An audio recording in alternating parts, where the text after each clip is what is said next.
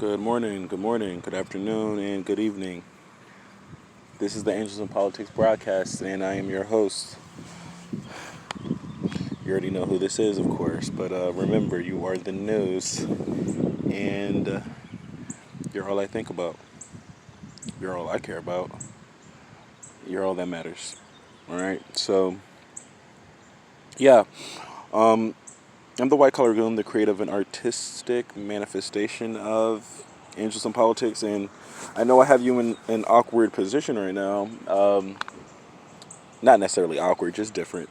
But I'm in nature right now, and it is very important to be in nature. I mentioned that earlier in some other videos, previous videos about being in sync or infusing oneself spiritually, emotionally, psychologically, cognitively. Uh, did I say emotionally, socially? And of course your physical sense, and into nature and the universal elements that comprise everything that we know here on this planet, here in this system, not just solar system, but just systems in general. But our universal nature is so beautiful, is gorgeous, is magnificent once you can take advantage and be able to fully realize the blessings that are bestowed upon us on an everyday basis. So I'm talking about like the trees that's behind me, the sky that's above me, the solar energy that is permeating through, not only this device that I have in my hand or that's on my lap, but that is, top down, that's activating my crown chakra, my pineal gland that's in the throat chakra, the heart chakra, the solar, the sacral, the root chakra. I might be missing one. But yeah, just the fact that we're able to be at one with nature is, in lack of better terms, just dope. It's just dope as fuck, if I had to emphasize it. Um,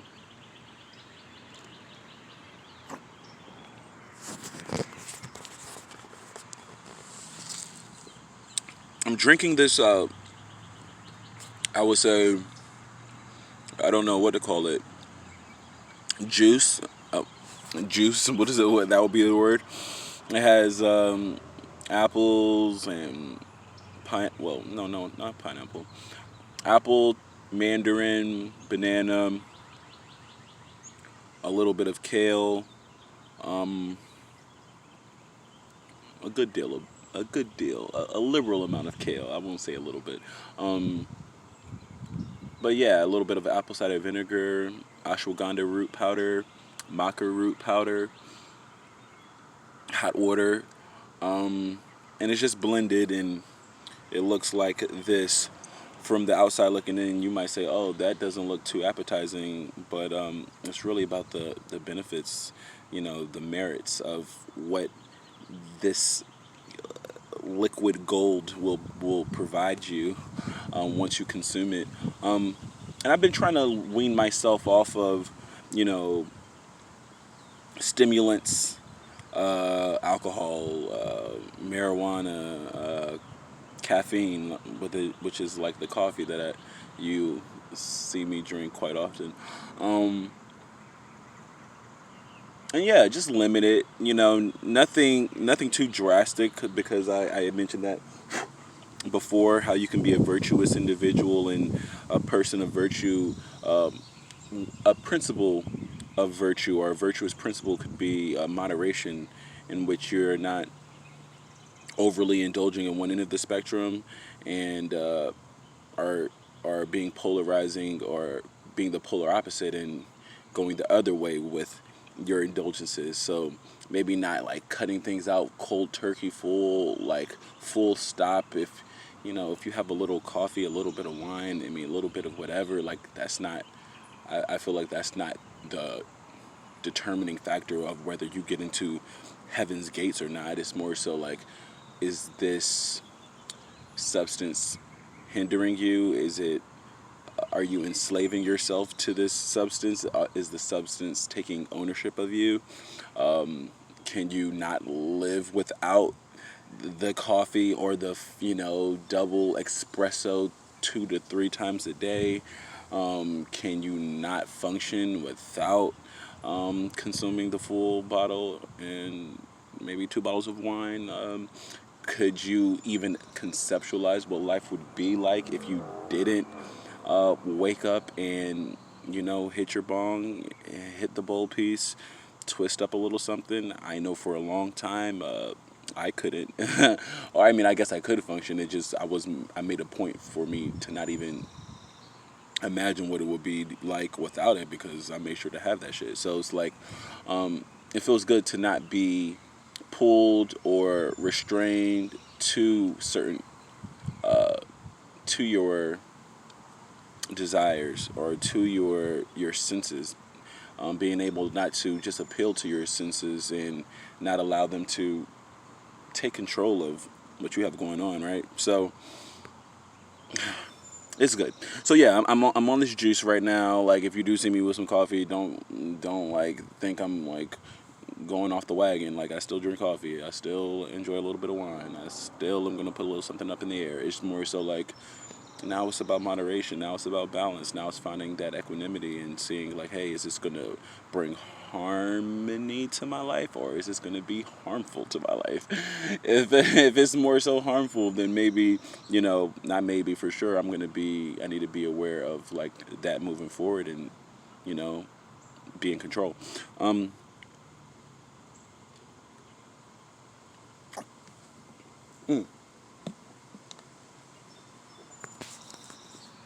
So there is a topic that I want to talk to you about today.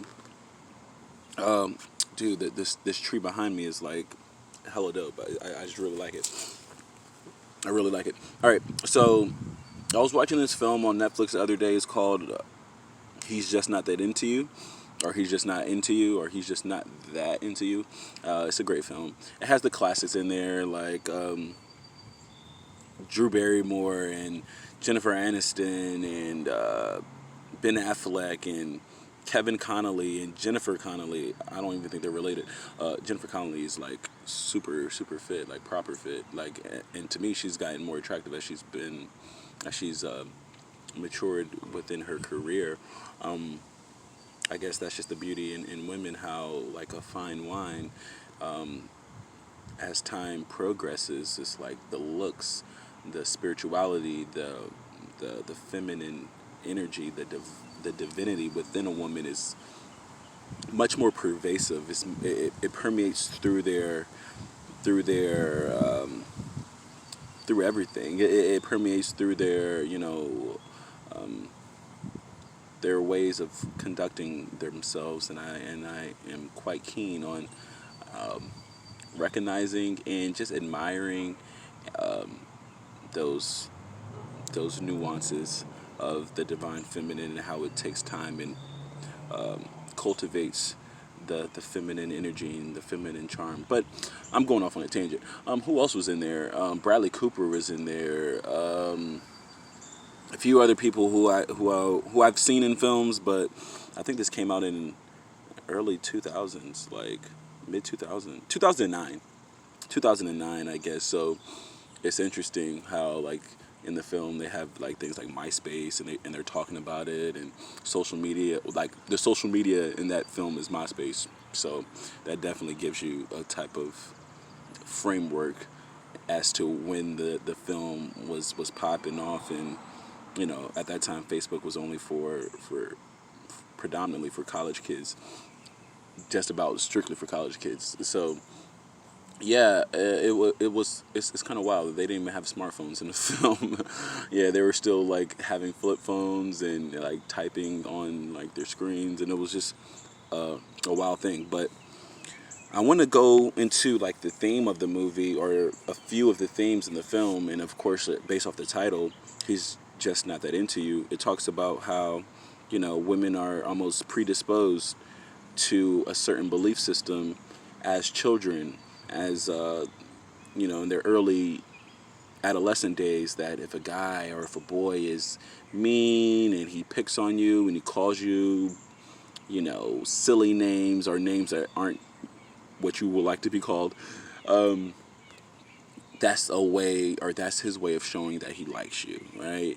So that's how the film kind of starts off. Well, it does start off that way, and it it stems from that initial scene. How women are in their various stages of their lives.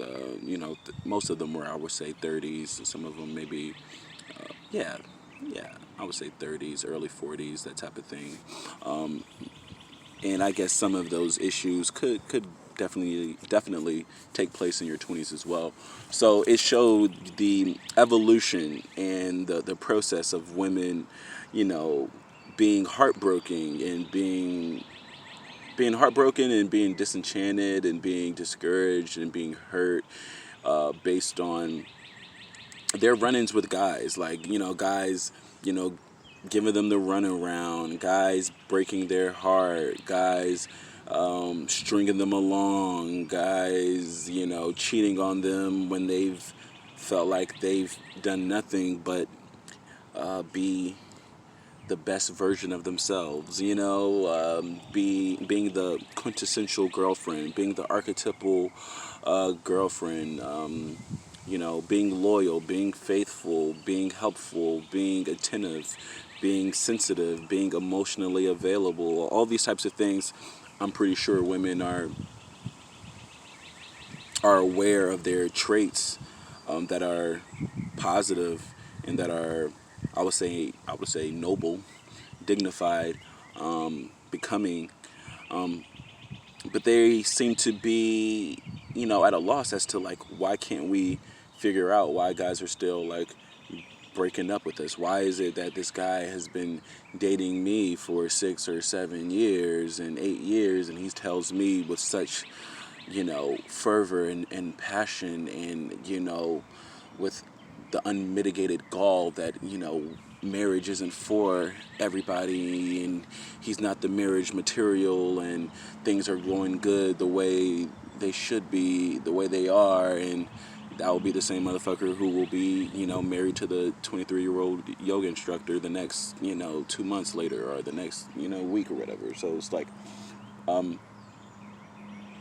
I guess women are like, yo, I'm not really with that shit. I'm not really with looking at their younger sister or their younger friends or their best friends or their older sisters or their older friends, and they're seemingly happy. They're seemingly married and living happily ever after, even though we know what that means. And everybody is kind of in this stage where they want something that they don't have, or they're looking for something that they don't have, and they're looking for recognition. They're looking for acknowledgement, and I like the film. I'm into these types of things. I really like the film just because it's interesting to hear how women perceive what guys are like, I guess, or like what guys think, and it shows like if a guy's interested in you, he will call you. If a guy hasn't called you, he's not that into you. If a guy hasn't approached you, he's not that into you. If you know if he hasn't put a ring on your finger and you've been dating for a while, like he's probably, I'm not gonna say he's not that into you, but he's into you to a point, So, these types of things. Um, but yeah, like I'm not sure. I'm not sure.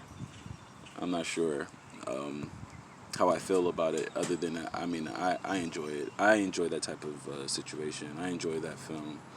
Um, my dad's walking out here, so I'm waiting for him to walk past.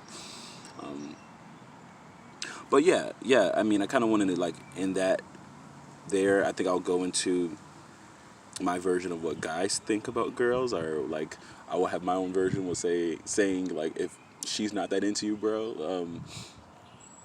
And I think I want to say it will be reflective of what this film is for girls, because I think women are a bit more attentive to detail, and I think they are a bit more emotionally driven.